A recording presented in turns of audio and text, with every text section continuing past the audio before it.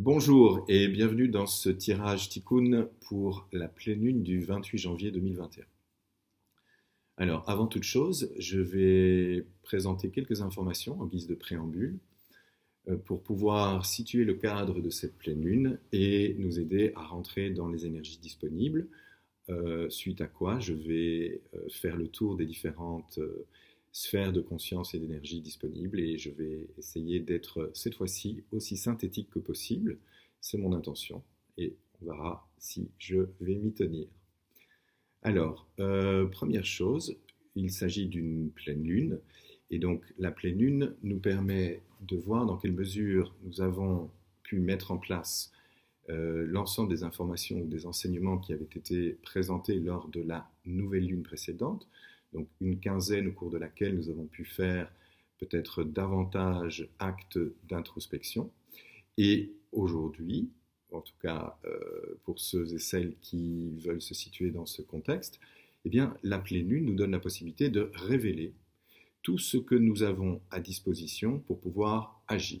Et donc, on va voir dans quelle mesure nos consciences peuvent aujourd'hui se libérer et donner la possibilité pour la quinzaine qui vient d'être particulièrement actifs, d'être les acteurs et les actrices de notre propre chemin de vie et de notre propre développement.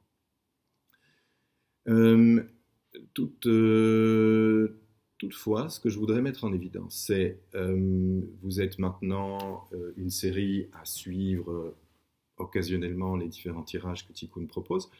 Et ce que moi je vous inviterai à faire, c'est si vous avez la moindre question, n'hésitez pas à le faire puisque les commentaires sont ouverts. Et donc je vous invite à poser des questions, à interagir si vous le souhaitez. C'est libre.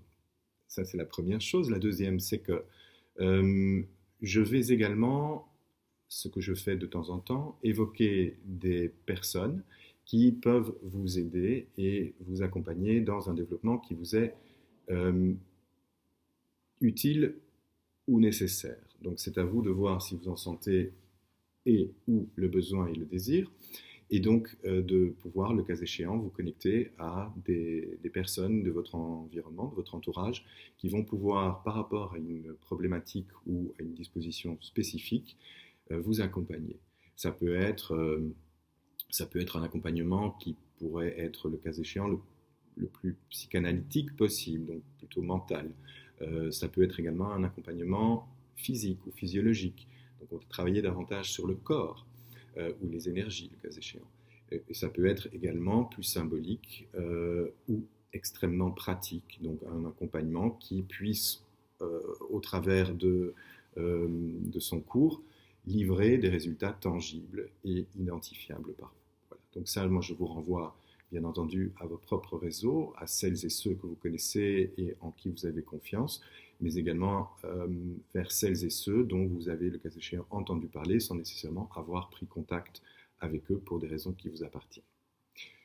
Voilà, mais je pense que le moment est venu de démarrer avec les énergies matérielles et donc les énergies de la Terre, les énergies qui touchent également à notre corps, à notre environnement physique, à tout ce qui est directement tangible, palpable pour nous dans la matière. Donc voilà apparaître à l'écran la première séquence, donc 4 cartes. Pour ceux qui suivent le système, vous savez déjà qu'on suit un développement en N, donc on part de bas gauche et on termine en haut à droite. Alors la première carte qui arrive dans la maison de la semaison, c'est le battleur. Ce qui est intéressant, c'est que vous allez observer que la première et la deuxième carte, donc le battleur et la papesse, les cartes numéro 1 et 2, viennent cette fois-ci dans leur maison native. Eh bien, c'est une bonne nouvelle. Ça veut dire qu'on a, pour ces deux maisons, un accès particulièrement vif et manifestatoire. Donc on a les capacités de manifester de manière proactive et avec d'autant plus de succès que ces cartes en fait viennent en résonance parfaite avec leur maison native. Le battleur en fait il nous dit que lorsque nous sommes en phase de préconception ou de prévisualisation d'un projet, quel que soit ce projet, eh bien, on a objectivement accès à toute notre potentialité. Ça veut dire fondamentalement qu'ici, maintenant, il n'y a pas, il y a rien qui nous empêche, il n'y a rien qui représenterait un frein pour pouvoir avancer de manière active vers un projet qui nous est cher, qui nous est intime. C'est le moment de pouvoir faire remonter à notre conscience, à notre lucidité, l'évidence de ce que nous avons peut-être différé depuis très longtemps. Donc maintenant, il y a ce que moi j'appellerais des fourmis dans les jambes. C'est un besoin d'agir sans que l'on ait à différer davantage. Et on peut immédiatement se mettre à l'action parce que le projet, en l'occurrence, ou l'idée a été suffisamment mûrie pour pouvoir maintenant la mettre en pratique, l'ancrer dans la matière. Et donc ça, c'est ce que nous propose le battleur, le magicien. Nous avons cette pleine potentialité d'action pour pouvoir accomplir, réaliser des projets qui nous sont chers. Je répète, les projets, évidemment, c'est personnel, ça appartient à tout un chacun. Ça peut être l'acquisition, la construction d'une maison ou d'une habitation, ça peut être la décoration d'un intérieur, ça peut être démarrer une entreprise ou un projet personnel en tant qu'indépendant, ça peut être également accompagner un projet collectif, associatif, entrepreneurial, professionnel, etc. Okay. Donc la deuxième carte, la papesse, qui vient également dans sa maison native, elle nous dit que dans la période qui suivra l'évidence de la préconception, de la prévisualisation, donc tout ce qui va ancrer l'ensemble des éléments qui vont former le projet, eh bien, cette maison de la germination ou de la gestation, c'est selon, elle nous dit que la papesse, à la fois, nous propose une véritable introspection, une introspection qui soit consciente et consciencieuse, qui soit lucide et qui soit aussi instruite et informée que possible. Et donc, dans cette maison, la vibration absolue de la papesse met en évidence qu'un projet, lorsqu'il rentre en gestation et donc en phase de maturation, eh bien, nous invite à être de véritables stratèges et de véritables gestionnaires.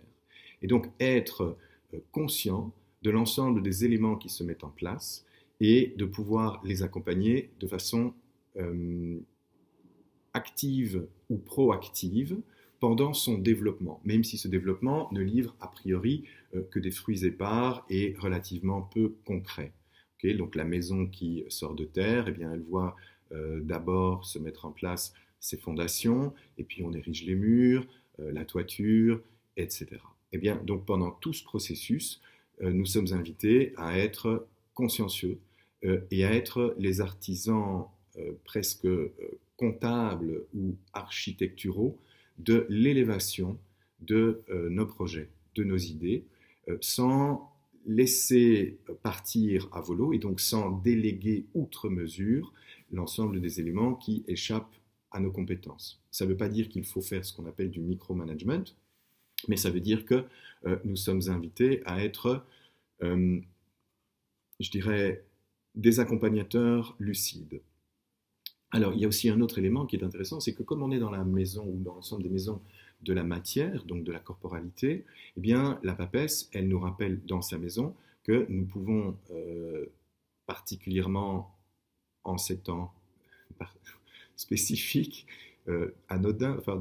inhabituels, pas du tout anodins, vivre une forme d'emprisonnement, d'enfermement, de séclusion, de réclusion.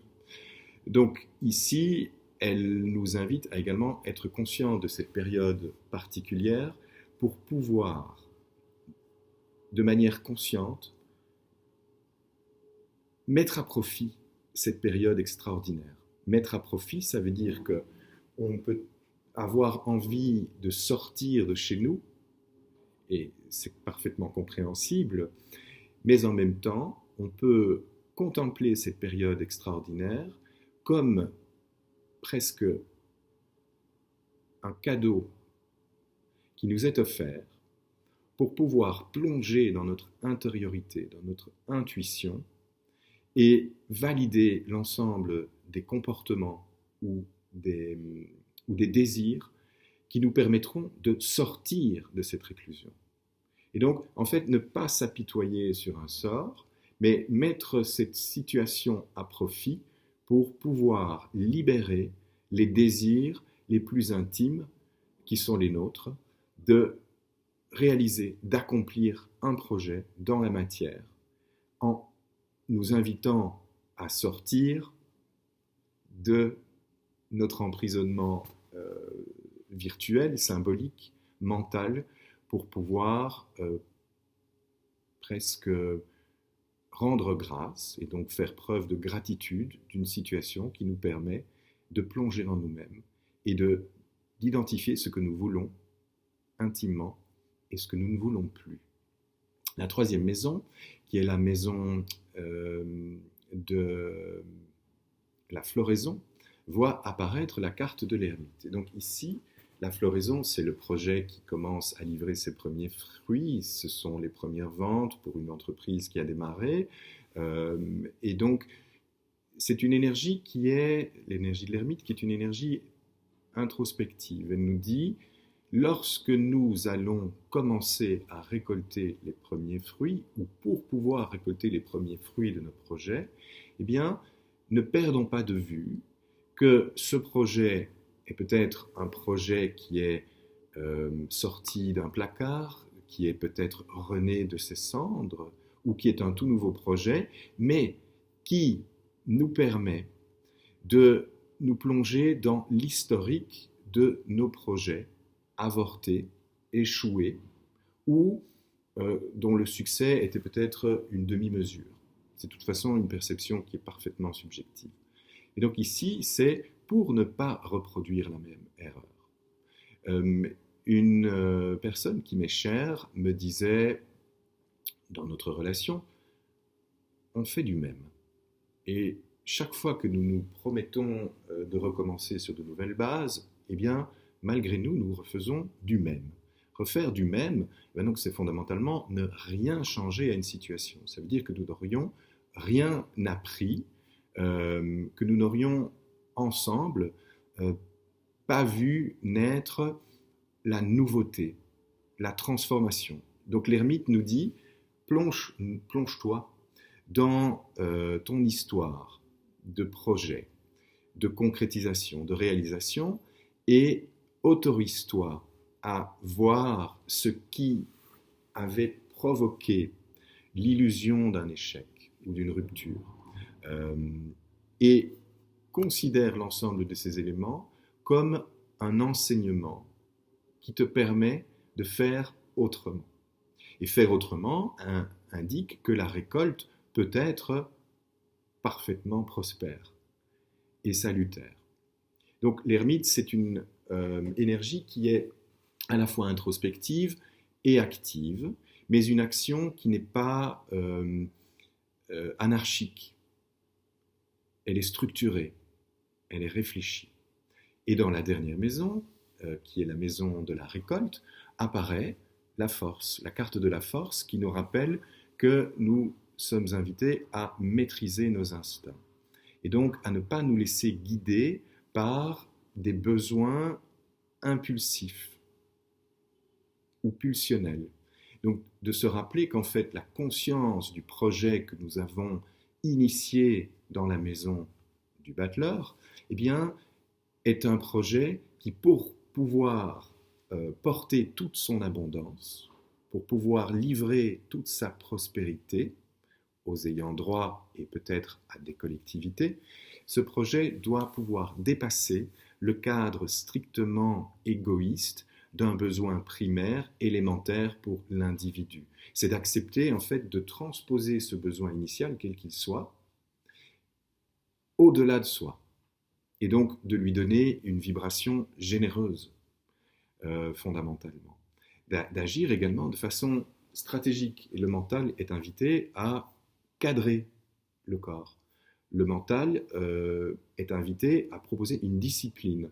Alors pour des projets qui seraient simplement liés à la corporalité de l'individu, donc pour vous qui avez choisi de prendre en main votre votre développement physique et donc à des fins de santé, de bien-être et également pour pouvoir inviter l'énergie de l'action chez vous, et bien ici, par exemple, ça pourrait être l'illustration d'une discipline, que ce soit pour les uns du yoga, pour d'autres du fitness, du footing, mais j'en passe et d'autres, et bien c'est de voir que ces disciplines sont invitées à être conscientisées.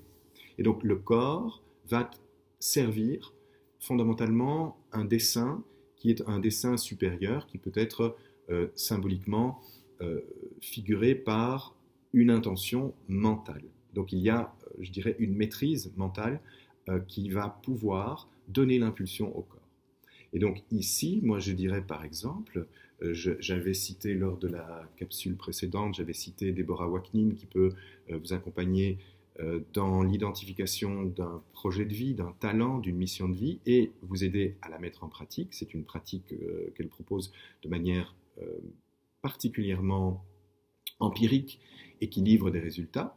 Eh bien, ici, pour cette maison de la récolte, eh bien, vous pourriez vous orienter vers un coach, un thérapeute, un accompagnateur ou éventuellement, je dirais, un instructeur, une instructrice qui pratique une discipline physique, du yoga. Il y a une autre discipline qui se développe fort pour l'instant qui s'appelle le body art. Et donc le body art qui propose que notre corps est un temple, mais qu'il peut être également un lieu d'expression artistique. Donc autant en prendre soin, autant l'entretenir et autant lui donner la plus belle expression possible. Et donc là, moi, je pense par exemple à Nathalie Martinez qui a lancé une pratique qui s'appelle le Body Art. Et donc je pense que sa pratique, c'est Let's Body Art en un mot, .com.be, je ne sais pas. Donc, et puis il y a plein d'autres personnes qui vont pouvoir vous aider si ce projet vous permet de recadrer votre action dans la matière. Voilà, donc pour les énergies suivantes, qui sont les énergies disponibles en matière de construction relationnelle et émotionnelle, la première maison voit apparaître l'impératrice. Et donc cette première maison, c'est la maison de la rencontre. Donc dans nos rencontres, plaçons-nous aujourd'hui dans la configuration d'un confinement qui est toujours bien effectif dans la grande majorité des pays, qui se renforce ou se durcit pour certains et qui est en voie peut-être d'assouplissement pour d'autres. Donc, moi je dirais que dans ce contexte, eh bien, nous sommes certainement nombreux et nombreuses à désirer rencontrer au sens littéral et propre du terme, c'est-à-dire sortir de chez nous et aller à la rencontre des autres pour pouvoir faire de nouvelles connaissances ou pouvoir nous reconnecter avec les personnes que nous apprécions. Et donc l'impératrice, elle dit à peu de choses près que nous sommes prêts à agir pour faire ce pas effectif vers la rencontre. Et donc nous sommes dans le contexte où l'énergie de l'impératrice, acteurs et actrices de nos rencontres. Nous en prenons fondamentalement la décision. Nous en faisons le choix. Évidemment, la question qui se pose, c'est dans quelles dispositions pouvons-nous le faire, a fortiori si le cadre légal, administratif, politique et ou sanitaire nous en prive partiellement. Bon, donc ça, moi, je vous renvoie à vous-même et à votre libre arbitre pour décider si oui ou non vous faites un pas vers la rencontre qui pour vous est importante, nécessaire, salutaire, dans quel contexte, sans vous mettre en danger, bien entendu, et idéalement sans mettre en danger les autres. Mais l'impératrice, elle est impériale, elle est communicante, et dans la rencontre, elle nous invite également à être authentique, à professer, à verbaliser, à exprimer notre vérité. Et donc à ne pas nous travestir de faux semblants, à ne pas mettre en place des stratégies qui seraient fourbes et à nous dissimuler les raisons pour lesquelles nous souhaitons rencontrer l'autre. Donc la plus simple des choses à faire, c'est simplement de reconnaître en nous notre besoin de rencontre, ce qui y procède, qu'est-ce que je cherche fondamentalement. Est-ce que je cherche un compagnon, une compagne, un amoureux, une amoureuse? Est-ce que je cherche des partenaires pour pouvoir mettre en place un projet, etc. Donc, toutes ces questions, nous les posons à nous-mêmes, et lorsque nous en avons l'évidence, eh bien, nous y allons. Et donc, il n'est plus, dans cette énergie de l'impératrice, il n'est plus le moment de tergiverser, d'hésiter. Tiens, est-ce que j'appellerais un tel oh, mais non, je vais attendre. Eh bien, si le désir ou le besoin se fait, s'exprime, agissons. Et puis, les conséquences, eh bien, on verra bien. On n'en est pas maître.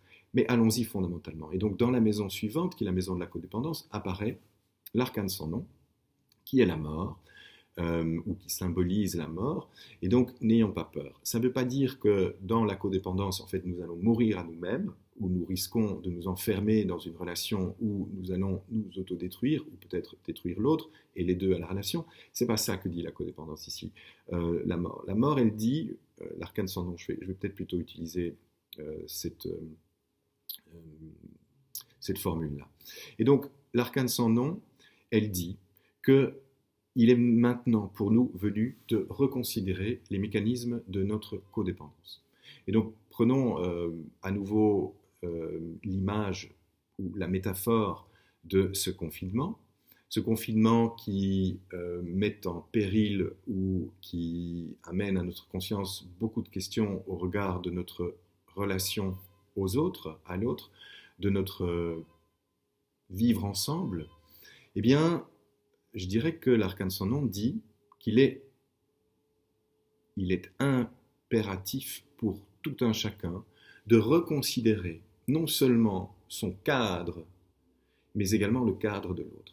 Et de reconnaître que nous n'avons pas tous les mêmes besoins, nous ne sommes pas tous dans les mêmes perspectives. Et que donc une règle ne peut pas s'imposer de manière uniforme à tout le monde.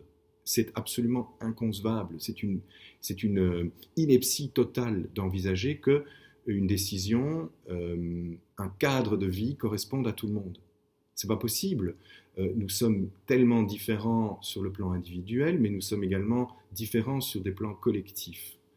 Du coup, elle vient nous dire, reprenons conscience de nos besoins pour pouvoir, mais des besoins des autres également, pour pouvoir aménager un cadre de vie où nous pouvons vivre ensemble de façon respectueuse.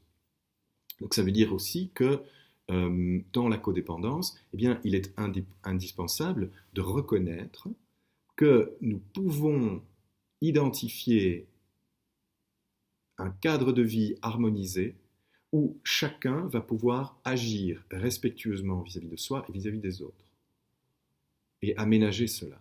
Et je pense d'ailleurs que les pressions pour énormément d'entre nous sont extrêmement vives.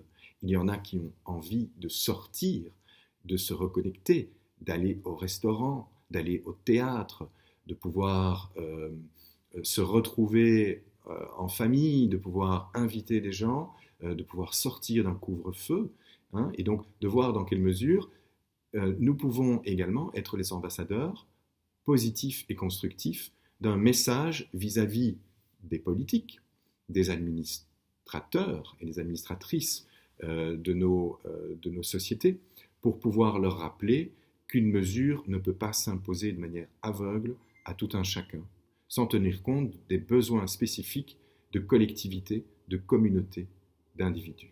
Je pense également à nos jeunes. Il y a de plus en plus de messages qui courent sur la toile qui mettent en évidence que nos jeunes sont en péril. La santé mentale et la santé morale de nos jeunes est en péril. Ils ont besoin de connexion, ils ont besoin de mouvement, ils ont besoin de pouvoir dépenser leur énergie, ils ont besoin de se rencontrer, ils ont besoin de s'interconnecter. Bon, et nous sommes peut-être moins jeunes, mais moi je partage en fait ce désir. Et je peux comprendre que certains et certaines d'entre vous préfèrent rester dans la séclusion ou la réclusion de leur micro-environnement familial, mais ils peuvent également, et elles peuvent également, considérer que ce besoin n'est pas transposable de manière universelle. Voilà. Dans la troisième maison, qui est la maison de l'individualisme, apparaît le soleil. Et donc le soleil vient fondamentalement nous dire que nous sommes maintenant prêts à être activement conscients de notre besoin d'unification avec nous-mêmes, mais également avec les autres. C'est-à-dire pouvoir vivre de manière réconciliée en respectant les besoins et les désirs de chacun. Ne pas empiéter sur le territoire d'autrui, mais ne pas non plus accepter que l'on bafoue notre propre territoire. Okay, c'est une question ici de droits universels, de droits de l'homme, de liberté impérative, qu'elle soit constitutionnelle ou qu'elle soit tout simplement intuitive. En fait, dans la plupart des cas, les lois sont nées de questions de bon sens. Et donc ici, eh bien, le soleil nous rappelle ce que moi j'appelle notre individualité, c'est la maison de l'individualisme, mais un individualisme pas forcené, un individualisme qui reconnaît l'indivisibilité de notre dualité. L'individualité, c'est la dualité indivisible. Nous sommes duo ou dual ou duel. Nous sommes en fait à la fois capables d'une immense générosité et de temps en temps peut-être d'égoïsme forcené. Nous en sommes capables. Alors, faut-il rejeter l'un pour l'autre? Non. Comment chercher l'unité, le soleil, pour pouvoir rayonner et donner la plus belle expression à notre être intérieur, tout en reconnaissant notre dualité et notre capacité de faire tout et ou son contraire. Dans la quatrième maison, qui est la maison de l'interdépendance ou de l'indépendance, mais elles sont connectées dans Tikkun, apparaît comme lors de la nouvelle lune précédente, la maison de Dieu. Donc la maison de Dieu nous dit que nous avons besoin de sortir de chez nous et que nous sommes prêts, entre guillemets, à casser la baraque. Casser la baraque veut peut-être dire simplement ouvrir la porte, sortir de chez soi. Bon, je le rappelle et je le répète, il n'y a pas ici d'invitation à la désobéissance civile ou civique, il y a simplement un besoin de sortir de chez soi en faisant une profession de foi qui nous permet en fait de véhiculer les messages qui vont permettre à notre société, à notre cadre de se réinventer, à nos institutions de revenir à un plus grand équilibre. Il n'y a pas une seule vérité, il y en a beaucoup plus. Il y en a autant qu'il peut exister de collectivités et de besoins spécifiques aux différentes communautés, mais il est nécessaire aussi de pouvoir les communiquer à nos décideurs pour qu'ils reconsidèrent de façon sage et intelligente le cadre de vie dans lequel nous évoluons et qui pour l'instant ne correspond objectivement à aucune réalité, aucune. En tout cas, c'est mon point de vue et vous êtes libre de ne pas le partager.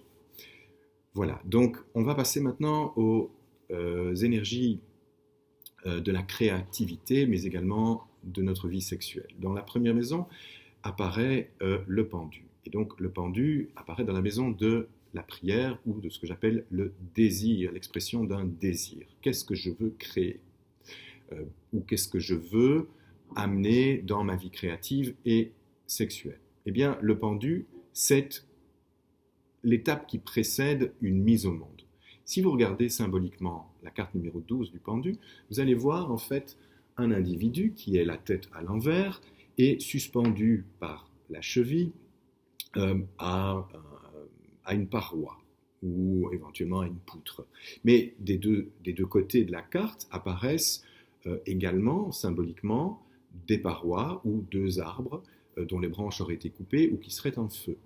Okay? Et en dessous, il y a presque un fossé et on pourrait fondamentalement imaginer que le pendu n'est rien d'autre qu'un enfant, un bébé, dans le ventre de sa mère. Et donc, en fait, le lien qui attache la cheville du pendu à la paroi supérieure pourrait être symboliquement le cordon ombilical. Et donc le pendu serait cet être qui est sur le point de se mettre au monde. Et donc il a acquis, ou il est en passe d'acquérir la pleine conscience de son désir, de sa prière, juste avant l'étape où il va sortir du ventre de sa mère et se mettre au monde. Et donc c'est en fait une attitude qui est spécifique, mais qui est également statique.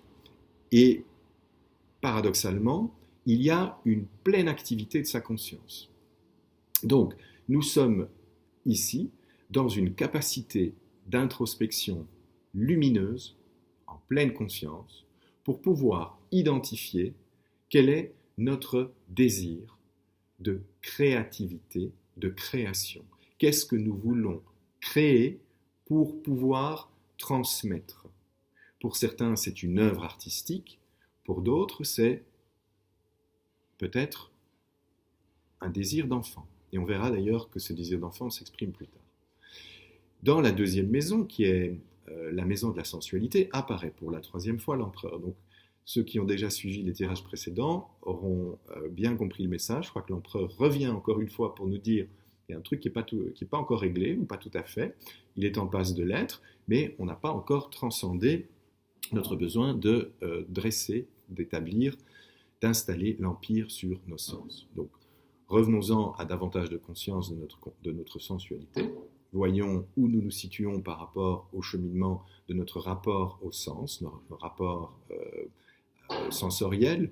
Hein, et donc, attention, ce n'est pas que une sensualité érotisée ou sexualisée, c'est une sensualité qui déborde le cadre de la sphère strictement sexuelle, puisque nos sens, c'est également notre goût, donc indirectement notre estomac, et peut-être la façon dont nous consommons, dont nous mangeons les aliments que nous mettons dans notre assiette, l'excès ou le trop peu. Donc prenons soin de nos sens et veillons à leur donner la plus belle expression possible pour arriver dans la troisième maison, qui est la maison de la sexualité, donc de la créativité pure. Donc c'est lorsque nous sommes créateurs ou créatrices et sur le plan, je dirais, matériel. Donc nous allons ici soit accomplir une relation physique, un coït,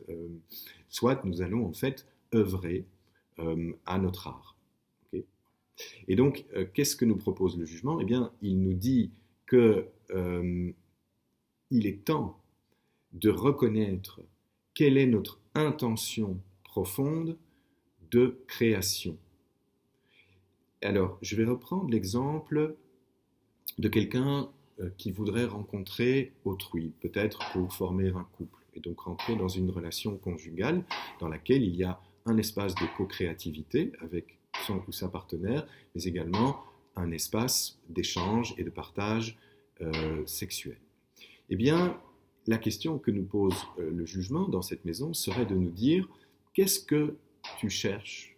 Qu'est-ce que tu veux faire ?»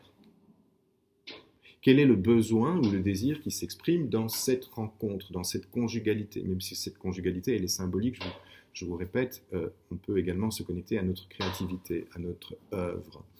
Eh bien, le jugement pourrait parler simplement de désir d'enfant. Donc, littéralement, dans une période où nous avons vécu peut-être la séparation, l'ascèse, l'aridité, la solitude, moins de contact, que ce soit avec un partenaire existant ou avec de nouveaux partenaires, a fortiori si ces partenaires ne sont pas présents dans notre vie, eh bien, il pourrait y avoir, sortir d'un confinement, l'émergence d'un baby-boom. Et donc, ce baby-boom, c'est peut-être pour beaucoup le désir d'enfant, et donc le désir de pouvoir libérer une conscience et lui donner une forme concrète au travers d'un enfant. Rappelons-nous qu'un enfant, c'est un projet sens, c'est un projet naissance. Beaucoup d'entre nous n'en sommes pas conscients, mais quand nous mettons au monde un enfant, eh bien cet enfant a été préalablement idéalisé, rêvé. Il a fait l'objet d'un projet sens. Quel est le projet que les deux partenaires, même si ce projet est inconscient, avaient au cas où un enfant viendrait à naître de leur relation physique? Mais c'était également un projet sens, et donc un projet naissance symbolique, le cas échéant, pour mettre au monde une œuvre artistique, par exemple, ou une œuvre créative, tout simplement, que nous souhaiterions transmettre et laisser derrière nous. Et donc ici, c'est vraiment une prise de conscience pour pouvoir libérer la conscience d'une part inconsciente préalable. Souvenez-vous, le pendu, fondamentalement, invite à prendre conscience de ce projet créatif pour pouvoir, dans sa concrétisation, lui donner sa pleine potentialité, sa pleine manifestation. Et dans la dernière maison, qui est la maison du magnétisme, apparaît la carte numéro 10, la carte de la roue de la fortune, qui nous parle d'un lâcher-prise total, et donc notre capacité à attirer à nous tout ce dont nous aurions envie ou besoin, magnétiquement, selon les principes de la force ou des lois de l'attraction, pour celles et ceux qui savent de quoi je parle et qui y croiraient. Mais donc nous avons la capacité d'attirer spontanément à nous, magnétiquement, tout ce qui nous permet de transmettre et de faire passer cette œuvre, ce bébé, le cas échéant, cet enfant, dans un monde conscient et consciencieux, dans un monde où la nouvelle conscience de notre désir créatif s'exprime librement et spontanément. Et donc c'est également donner la possibilité à cette nouvelle conscience de s'autoporter, d'être autonome. Ce qui est beaucoup plus beau, parce que si le projet, on prendrait le projet d'un enfant, n'a pas été suffisamment conscientisé, pourquoi est-ce que nous souhaitons mettre au monde un enfant? Eh bien, l'enfant ne pourra peut-être pas se libérer spontanément de toute une série d'injonctions inconscientes que les parents auraient introduites dans le projet sens. Et donc cet enfant serait partiellement cadenassé, serait partiellement entravé par un projet sens dans lequel il y aurait des forces, des puissances ou des pulsions inconscientes qui entraveraient son propre destin. Et donc il aurait besoin ultérieurement, le cas échéant, de pouvoir se libérer du projet sens dans ce qu'il a d'entravant pour pouvoir développer son autonomie et accomplir sa destinée. Voilà. Dans les sphères énergétiques suivantes, donc les sphères du mental, apparaissent dans la première maison l'amoureux. L'amoureux apparaît dans la maison de Thanatos, donc notre pulsion de mort. Bon, rappelons-nous que tout ce qui se passe à l'échelle planétaire, au niveau de cette crise sanitaire, de ce que d'aucuns appellent une pandémie, eh bien, l'amoureux vient nous dire que nous avons besoin d'identifier que tout ce contexte met peut-être en évidence une peur profonde de la mort, et donc tant que nous serions attachés à la vision d'une peur de la mort, nous ne pourrions pas faire le choix de vivre, sans nous départir de cette finalité qui semble à peu près inévitable, en tout cas dans la matière, dans l'incarnation. Sans présumer d'ailleurs de ce qu'il y aurait, le cas échéant, après. Ça appartient à tout un chacun, ça appartient à chacun sur base de son expérience, de ses croyances. Donc l'amoureux dit, choisissons d'identifier que nous pouvons ne pas céder à des protocoles qui feraient entrave à nos propres choix. Donc j'en reviens finalement à ce que je disais préalablement. Lorsque l'arcane sans nom apparaît dans la maison de la codépendance, eh bien, elle nous renvoie fondamentalement à l'évidence de l'amoureux qui a besoin de faire un choix pour soi-même.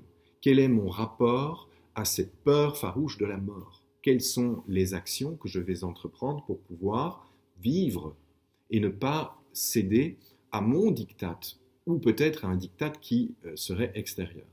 Donc c'est très important parce que cette conscience, maintenant, elle est particulièrement vive. Faisons le choix de nos croyances pour pouvoir vivre et non pas nous laisser mourir. Dans la deuxième maison apparaît l'étoile. Ici, elle apparaît dans la maison de la guérison. Et donc, elle dit simplement que nous avons maintenant, plus que jamais, la possibilité de nous reconnecter à un désir d'accomplissement personnel en plongeant dans l'intimité de notre connaissance sacrée, intime, profonde de ce que nous souhaitons réaliser pour pouvoir nous accomplir. Et donc guérir de ces blessures qui, jusque-là, représentent autant de carcans que nous nous serions mis autour du cou. En fait, Si je ne m'accomplis pas aujourd'hui, c'est peut-être parce que je ne me suis pas encore autorisé à me reconnecter à mon intimité profonde, à l'intimité essentielle de ma nature et de ma vocation. Et donc, elle parle également de plonger dans notre corporalité, d'être connecté à notre corps, dans ce qu'il a d'expression simple. C'est qu'est-ce que je ressens dans mon corps? Ça me permet également de me connecter à mes émotions. Et donc, dans la littéralité de l'intelligence émotionnelle, l'étoile nous dit, ressens ton corps. Qu'est-ce que tu ressens? Une pression, de la chaleur, une sclérose, etc. C'est sur base de cette simple auscultation physique à laquelle nous avons tous accès. Okay? Si nous sommes coupés de nos sensations, eh bien, il est temps de nous y reconnecter. Que nous allons pouvoir identifier quels sont chez nous les blocages éventuels à libérer pour pouvoir nous guérir et nous propulser vers nous-mêmes, nous mettre au monde, enfin, trouver notre place dans le monde. La troisième maison, qui est la maison de l'Éros, voit apparaître la tempérance, tempérance qui est la carte dont la vibration la plus intime est la guérison ou l'auto-guérison. Donc ici, c'est guérir. On en revient finalement au message de l'empereur dans la maison de la sensualité qui dit « guérissons nos déséquilibres en termes d'éros ». Donc notre pulsion de vie, qui serait le cas échéant altérée par notre pulsion de mort, a besoin d'être guérie parce que nous avons maintenant la possibilité d'agir de façon tempérée, de façon harmonisée, de rééquilibrer l'ensemble de nos penchants. Si je verse trop, comme le fait la tempérance, dans un vase, eh bien, je vide l'autre. Et si je ne suis pas conscient que je peux pratiquer cette alternance, et donc céder à une passion pour pouvoir remplir une nouvelle passion, et ainsi de suite. Simplement jouer le jeu d'un cycle sans fin, dont nous serions conscients et nous allons pouvoir équilibrer nos passions.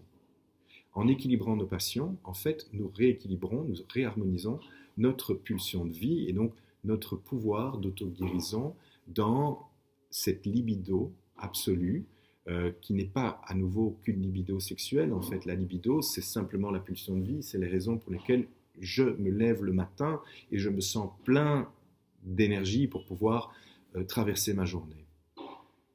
Dans la quatrième maison, qui est la maison de l'ego, donc dans cette sphère mentale, eh bien apparaît le diable. Le diable qui nous dit que si nous avons laissé un certain nombre d'attachements égotiques inconscients, nous gagnerions à pouvoir les identifier pour pouvoir pratiquer le détachement et avancer de façon puissante ou toute puissante dans la capacité de maîtriser notre ego. Donc, ne pas lâcher la bride à un ego qui serait préjudiciable, aussi bien à nous-mêmes qu'à autrui. Donc, le message est très simple, c'est apprenons à maîtriser nos besoins d'attachements égotiques. Qu'est-ce qui fait que j'ai besoin de ressentir une toute-puissance dans mon rapport à l'autre, d'avoir besoin de l'asservir, d'avoir besoin de le soumettre, de le subjuguer. Okay?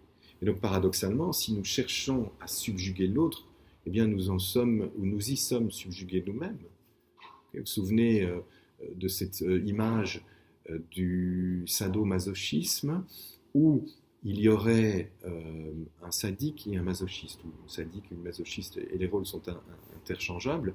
Eh bien, en fait, celui qui est le dominant apparent au regard d'un dominé ou d'un soumis apparent, eh bien, le dominant apparent est autant soumis à la domination subjugante ou subjuguée du soumis.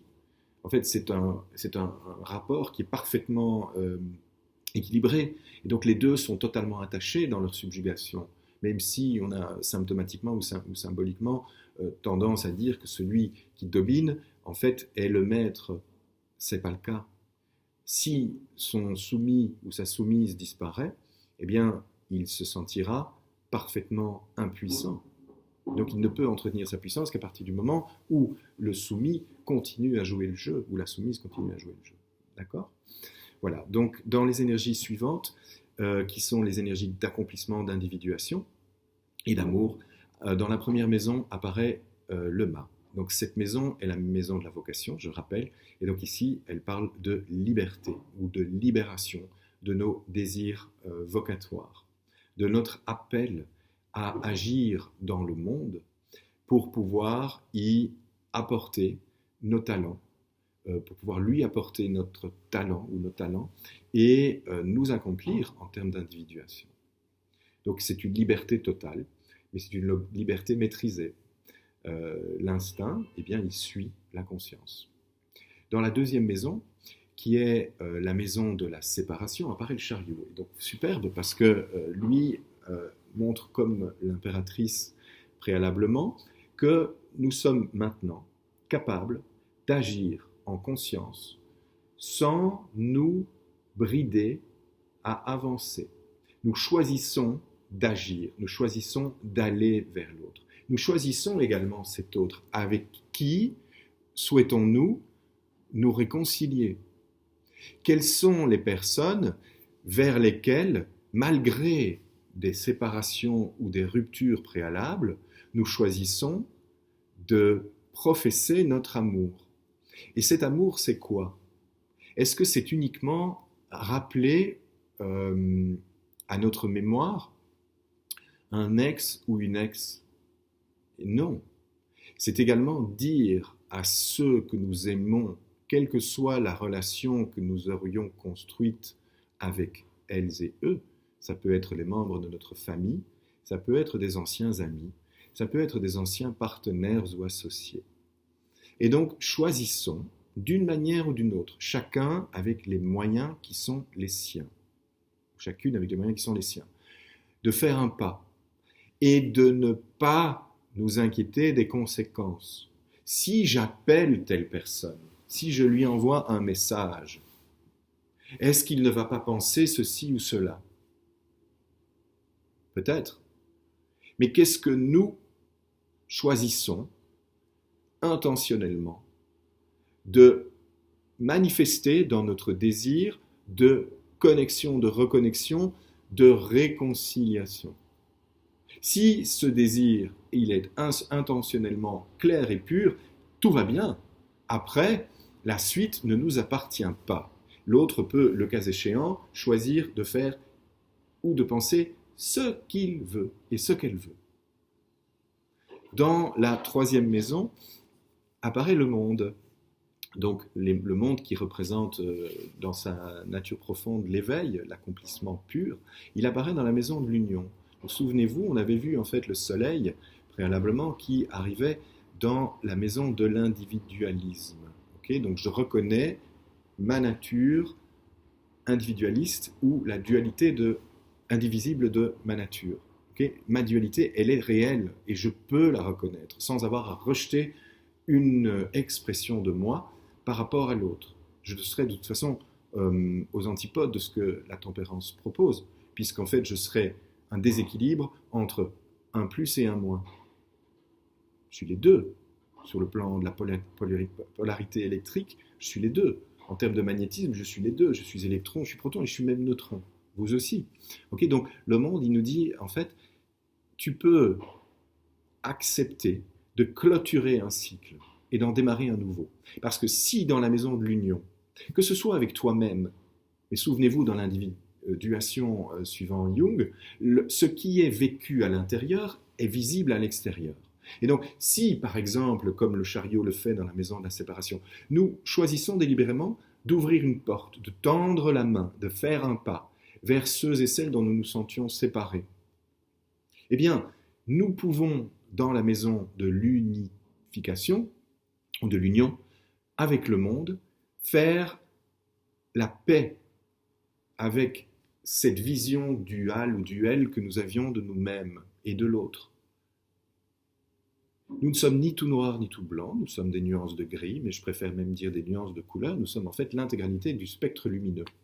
Et nous sommes également l'intégralité, ou plutôt la désintégralité du spectre d'absence de lumière, donc des ténèbres absolues. Nous sommes les deux, en fait, nous sommes capables de nous connecter à l'un et à l'autre. Ne négligeons pas l'un pour l'autre.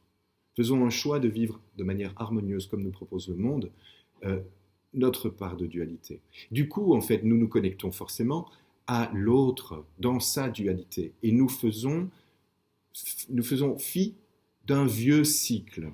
Et nous pouvons ouvrir la porte sur un nouveau cycle dans lequel la reconnaissance de dualité fait partie de l'évidence de notre conscience. Dans la 4e maison, qui est la maison de la révélation, apparaît la justice. Et donc la justice, elle vient nous dire que le moment est venu pour nous de trancher. Après avoir mis en balance dans nos plateaux respectifs, par exemple, nos plateaux de la dualité, le pour, le contre, le blanc, le noir, le beau, le laid, le grand, le petit, l'amour et l'anamour. Mettons tout dans nos plateaux. Laissons les plateaux s'équilibrer. Identifions le déséquilibre que nous vivons. Où ai-je mis trop de poids et pas assez? Pour que je puisse trancher et choisir en mon plein libre arbitre, faire des choix par moi-même. Mais donc mettre en balance veut dire aussi, comme on l'a déjà vu préalablement, mettre en perspective la dualité du monde. Et donc, tous les besoins spécifiques ou spécieux des différentes collectivités, des différentes communautés. Ne pas faire abstraction des besoins d'autrui et vouloir absolument imposer le nôtre.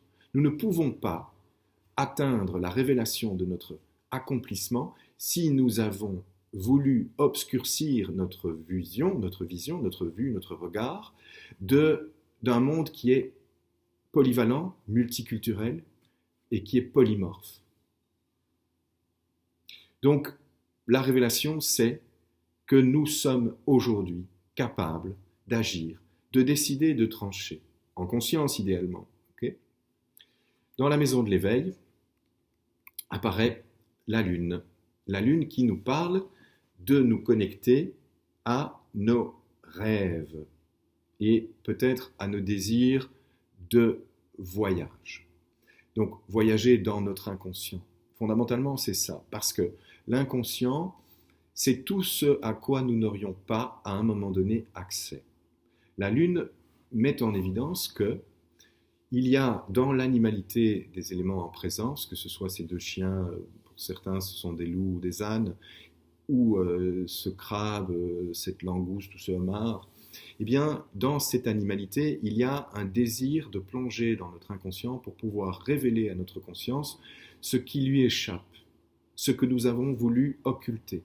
Pour certains, ce sont des épisodes qui ont été, le cas échéant, traumatisants ou blessants, et qu'on a voulu tout simplement mettre au placard de notre conscience, mais qui nous ont en fait maintenus sous leur propre joug, parce que tant que nous n'en avions pas accepté la conscience libératoire, nous ne pouvions pas avancer vers d'autres paradigmes, vers d'autres schématiques.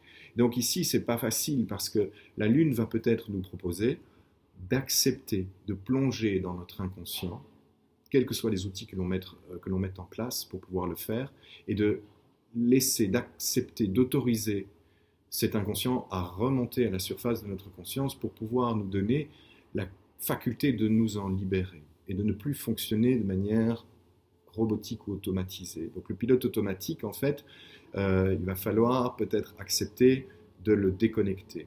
Alors, si on le fait en pleine conscience, donc avec la conscience lucide que l'on est prêt à faire face, à regarder les tréfonds de notre inconscient, eh bien, et donc y apporter de la lumière, littéralement, la lumière de la Lune, eh bien, la luminescence qui va en jaillir peut nous permettre d'avancer de façon libérée et harmonieuse vers un accomplissement personnel. Donc c'est un choix qui nous appartient. Ok. Ce que nous aurions voulu dissimuler à notre conscience, eh bien, nous pouvons choisir maintenant de le ramener à notre conscience et de ne plus l'occulter. Quoi que ce soit pour tout un chacun, a fortiori s'il n'y a rien. Et dans la dernière maison, qui est la maison du sommeil, apparaît le pape. Eh bien, dans la continuité de la lune qui apparaît à l'éveil, le pape nous invite peut-être à accepter de, je vais dire simplement et littéralement, ce qui va peut-être pour certaines et certains paraître bizarre, de nous connecter à nos rêves. Parce que si l'éveil nous dit plonge dans ton inconscient, okay, et laisse-le remonter à la surface, eh bien le pape nous dit va dans tes rêves. Les rêves, ici on va parler des rêves simples et littéraux, qui sont ceux qui s'expriment dans notre sommeil. Eh bien, le pape peut nous inviter à accepter de les visualiser pour en faire l'interprétation. Parce que si l'idée est d'aller s'éveiller ou d'éveiller une part importante de notre inconscient à notre conscience, eh bien, il est salutaire d'envisager d'interpréter nos rêves. Moi, par exemple, j'ai, au cours des 2 dernières semaines, j'ai fait des rêves qui me parlent de séparation. Okay. Donc, de séparation d'êtres dont je suis séparé, des êtres avec qui je me suis disputé, des êtres que je n'ai plus revus depuis très longtemps et avec qui je ne me suis pas reconnecté. Okay. Et donc, il m'a fallu un certain temps avant de comprendre pourquoi ces personnes apparaissaient dans mes rêves. Et donc, ce que je comprends, peut-être que c'est le pape qui m'y invite, c'est d'aller chercher à interpréter le pourquoi et plutôt même simplement déjà la simple surface de ces rêves. Parce qu'il m'a fallu un certain temps avant de réaliser qu'en fait, je me connectais à des rêves dans lesquels je voyais finalement la séparation. Okay, ce qui veut dire qu'il y a peut-être pour moi un besoin d'aller réparer, puisque tikkun, ce sont les réparations, ou la réparation, d'aller réparer de très vieilles blessures de séparation. C'est peut-être ça. Donc voilà, peut-être que vous pouvez faire le même travail. Je ne connais pas directement de personnes susceptibles d'interpréter les rêves. Peut-être que vous en connaissez, et si vous le souhaitez, j'aimerais vous proposer de citer, de mentionner ces personnes dans les commentaires pour que nous puissions éventuellement prendre contact avec elles ou eux, parce que c'est un travail que moi j'aimerais pouvoir faire pour moi. Voilà. Et si vous souhaitez le faire pour vous, eh bien, ce sera tout bénéfice pour vous. Voilà, mais ceci clôture le tirage tikkun de cette pleine lune du 28 janvier. Il a été finalement assez long, je ne sais pas, oui, 1 heure. Donc j'ai pas fait aussi court que je souhaitais le faire. On verra pour la prochaine fois. J'avais probablement encore beaucoup de choses à dire. J'espère que vous avez apprécié. Je vous remercie d'avoir été présent. Partagez s'il vous plaît. Commentez, mentionnez, likez. C'est votre droit. Abonnez-vous à la chaîne si vous avez envie d'en savoir plus, puisque dès qu'on est abonné, normalement on est notifié des vidéos et des capsules qui sont publiées. D'autant qu'en fait, dans les jours qui viennent, je vais probablement poster un certain nombre de capsules plus courtes sur des messages très spécifiques relatifs à des dimensions de notre inconscient et que l'on va retrouver notamment dans l'interprétation des mythes, de la mythologie. Je parlerai notamment dans une capsule du mythe de Sisyphe et j'en parlerai en connexion avec la pulsion de mort qui est en fait indépartissable de la pulsion de vie. Voilà, à très bientôt j'espère. Merci, à bientôt.